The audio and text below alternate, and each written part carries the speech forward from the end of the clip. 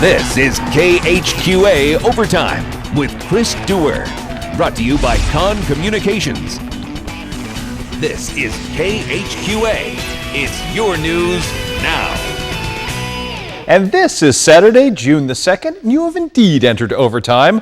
Proof positive that there is no such thing as the dog days of summer sports coverage. And you and I have unfinished business tonight, including a potential state softball championship still at large in East Peoria as the Lady Indians of Payson Seymour take their dream shot against powerhouse Goreville. Plus, the Quincy Gems return home to try to extend their current win streak, and we've got a sneak peek ahead to the high school basketball season, summer style. But we begin tonight with the story of a dream coming true.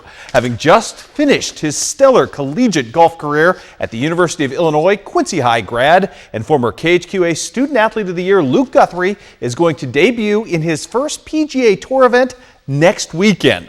Luke's longtime swing coach back here in Quincy, Mark Christensen, tells KHQA he received a text from Luke today alerting him that Luke has received a sponsor's exemption for the St. Jude Classic in Memphis, which starts Thursday. Luke was already headed to Memphis to play in the U.S. Open sectional qualifier to try and play his way into golf's national championship. Now he has a chance to earn his first pro golf paycheck as well 4 days later, provided he makes the cut. We'll keep our fingers crossed for Luke. Couldn't be prouder of the young man. What a great story this is developing out to be.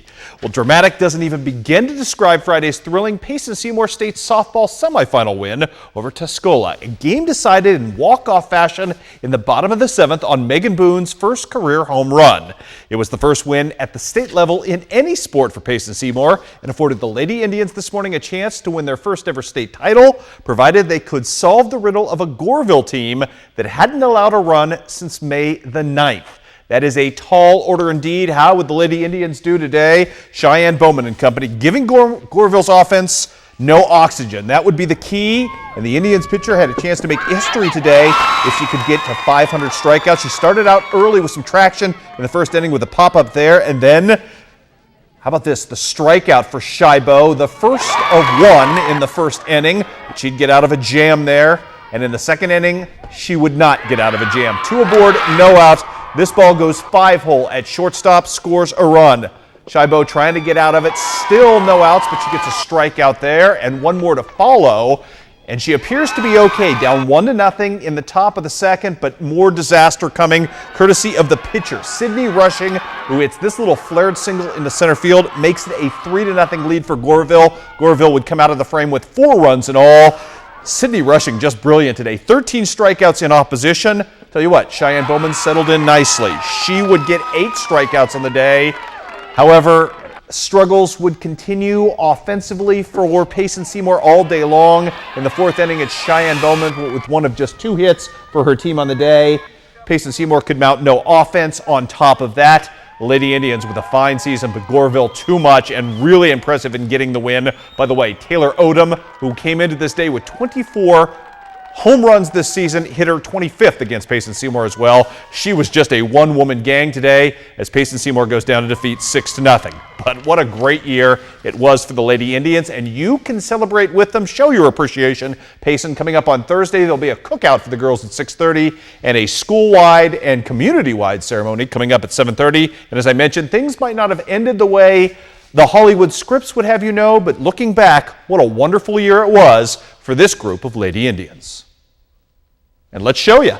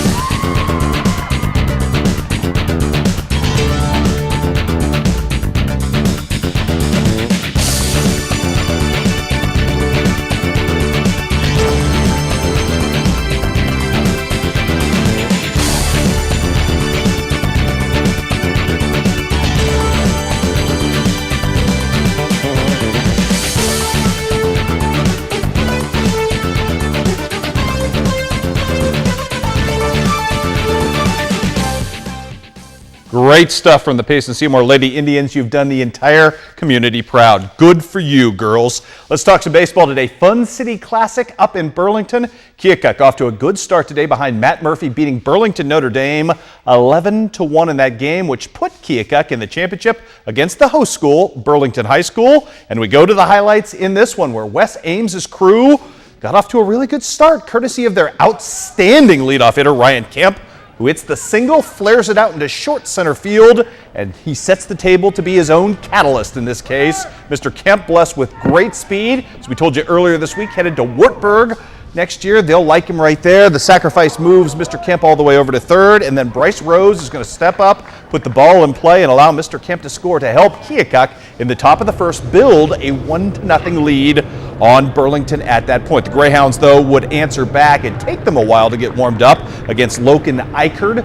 We get a little southpaw swag from Logan Eichert right here as you see the strikeout right here coming high over the top with a nasty, nasty Uncle Charlie right there. But this is Ross Alsop channeling his inner Babe Ruth, hitting a little flared shot into center field and scoring a run. Tell you what, Burlington would put out 8 unanswered from that point forward and beat Keokuk today in the championship game of the Fun City Classic. 8-1 would be your final. We've got more for you today. Great day for Hannibal product. Zach Nichols, the former Pirate, goes 4 for 5 on the day for the Cavemen with 4 RBI to lead Hannibal to a win on the road at Springfield in Prospect League action. Quincy Gems at home tonight taking on Danville, trying to extend the win streak to 4. Gems in trouble early in the third inning. This RBI single would put Danville up 2-0 at that point. But here come the Gems coming back in this one. Zach Perriman going to limit the damage as he get the strikeout in the dirt and end the frame 2-0 at that point. The Gems would answer in the bottom of the third. Joe Kelch right here plates a run with an RBI ground out to cut into that lead, cutting it down to 2-1 at that point. Bottom of the fifth. Oh, look at this. More to come right here. Nick Day with a steal of second base gets into scoring position, which would be key later because Caleb Howe, the pride of Jacksonville, going to drive him home coming up just a bit later in this game. The Jacksonville High product doing nice work here, currently playing at Eastern Illinois. You will see him right here. We go to extra frames in this game tonight, and the Gems pull off a 5-4 victory to get the job done. And we're just getting warmed up here on Overtime. When we come back, it's June Madness on the high school basketball court. Okay, it doesn't have the same ring, but still fun highlights. They're up next. You're watching KHQA Overtime with Chris Dewar, brought to you by Con Communications. And welcome back to Overtime, everybody. Quick audible right here. Just got a phone call. Apparently, the information we were given about the Payson celebration has been changed since this morning. It's now set for tomorrow. The cookout on Sunday will be at 5:30 tomorrow, and the welcome home celebration for the entire community for the Lady Indians will be from 6 to 6:30 tomorrow. So again, moving it up in the week. You don't have to wait all the way to Thursday. Go out and fet those young ladies appropriately tomorrow for all that they've been able to do. Unbelievable season for them.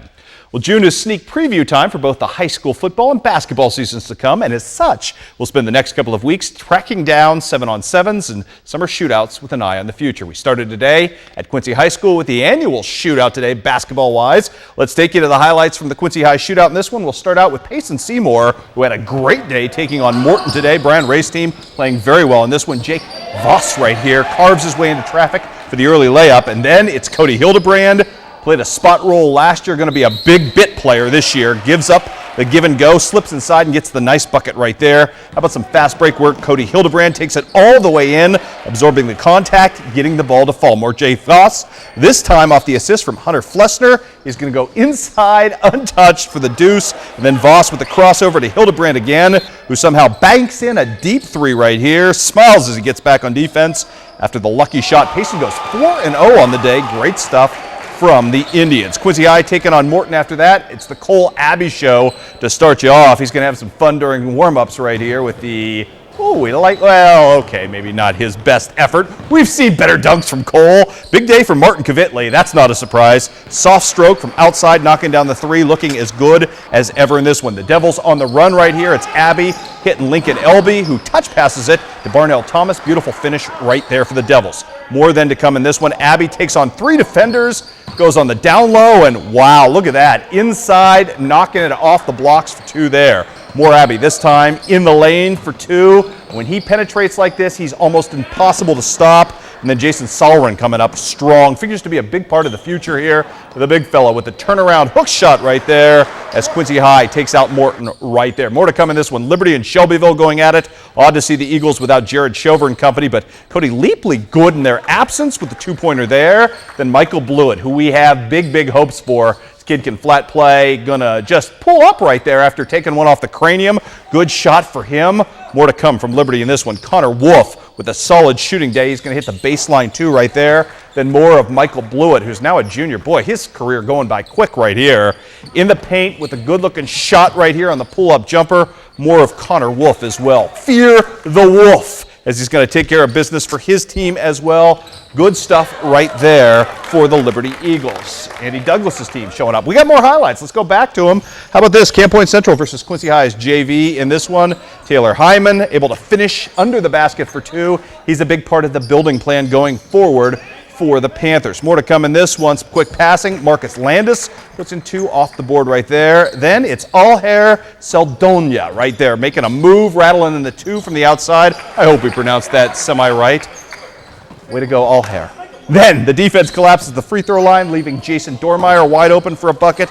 Some Cole Phillips coming as well. We've got one more set of highlights to get to after Central finishes, and you will see Cole Phillips do it right here. We're going to check out Quincy Notre Dame and Morton. Earlier in the day, Quincy Notre Dame beaten by Quincy High School. Here, Quincy Notre Dame looked much better today. Alex Fitch and Matt McPherson in reverse order, throwing down slams and warm-ups, getting themselves ready. They work together very well all day long. Mr. McPherson with a rebound at the defensive end finds Mr. Fitch way out ahead of everybody.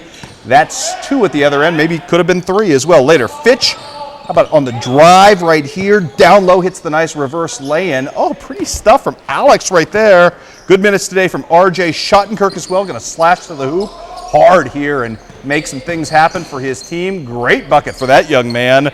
Later, he's going to knock down a two off the quick catch and shoot as well. You got to love the catch and release process right there. And then some Chris Dietrich as well, as Quincy Notre Dame looks infinitely better later as the day goes on.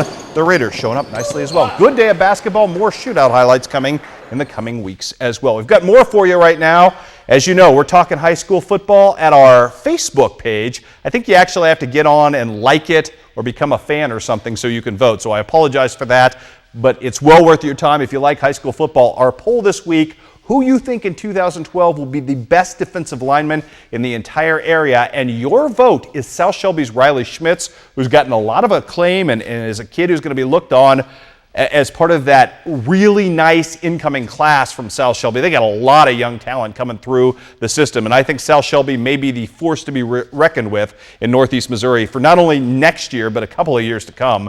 Absolutely a dominant team as it shapes up. My pick for best defensive lineman going forward, personally, Ben Holschlag out of Quincy Notre Dame, who's a weight room warrior, had the great season last season, and he's about to step up, and you can't go wrong banking on Quincy Notre Dame defensive ends. I think the last couple of years have proven that. Nick Sievers from Macomb came in third in your vote. I've got him probably as the best offensive lineman in the entire area. And then Luke Ross out of Clark County, who just put up monster numbers, had linebacker-like tackles last year at defensive end. I have Clark County as having clearly the best defensive line in our area going forward with Ross, Kyle Kovar, and Brandon Burjoyce.